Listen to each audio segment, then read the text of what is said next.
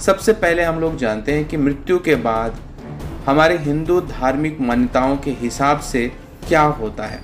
यह हम जानते हैं कि मृत्यु एक सबसे बड़ा सत्य है और इसे कोई टाल नहीं सकता।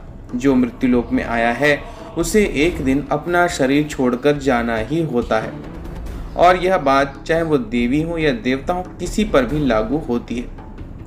लेकिन शरीर की जो ऊर्जा है, जिसे हम आत्मा के नाम से संबोधित करते हैं, वह कभी समाप्त नहीं होती। उसका रूपांतरण सिर्फ होता है और यह ऊर्जा किसी नए शरीर या किसी नए पिंड को धारण करती है, एक धुएं की तरह से। और इस अनुभव को कैसे हम लोगों को गुजारना होता है या उन अनुभवों से कैसे गुजरना होता है, ये सारी बातें हम लोग मृत्यु के बाद में जान पाते हैं।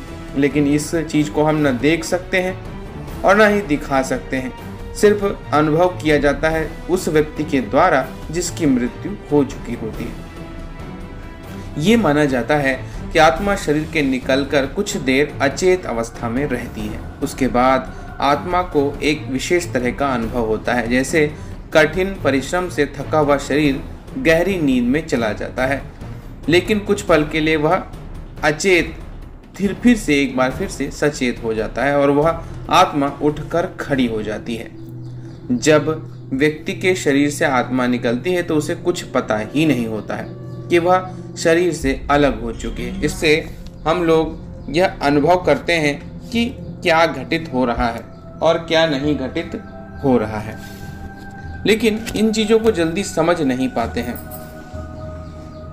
अब शरीर से निकलकर आत्मा अपने सभी सगे संबंधियों को देखती है और पुकारने लगती है। उसकी बेचैनी और छटपटाहट बढ़ने लगती है। आत्मा परेशान होकर सभी लोगों से कुछ कहना चाहती है, बस उसकी आवाज़ उसी तक गूंज कर रह जाती है, क्योंकि भौतिक और अभौतिक ध्वनि अलग अलग चीज़ें हैं। मनुष्य केवल भौतिक चीज़ों के ही कंपन और शब्दों को सुन सकता है।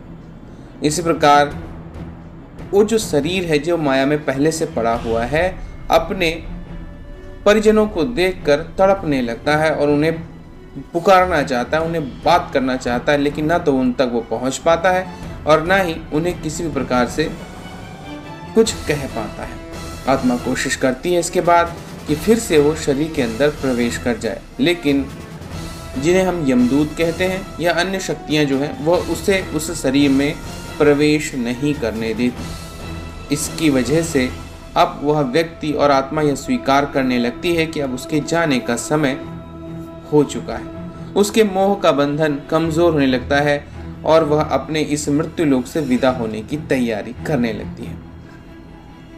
शरीर के मृत हो जाने पर आत्मा अपने परिजनों को रोते बिलखते देखकर दुखी होती है और खुद भी दुख से व्याकुल होकर रोती है, लेकिन उसके वश में वहां पर कुछ भी नहीं होता है और अपने कर्मों हिसाब से वो एक नए लोक की ओर गमन करती है और एक चक्रवात सा वो देखती है, जिस चक्रवात में वो बह जाती है और किसी अन्य लोक में एक अनिही परिधि में वह पहुंचती है।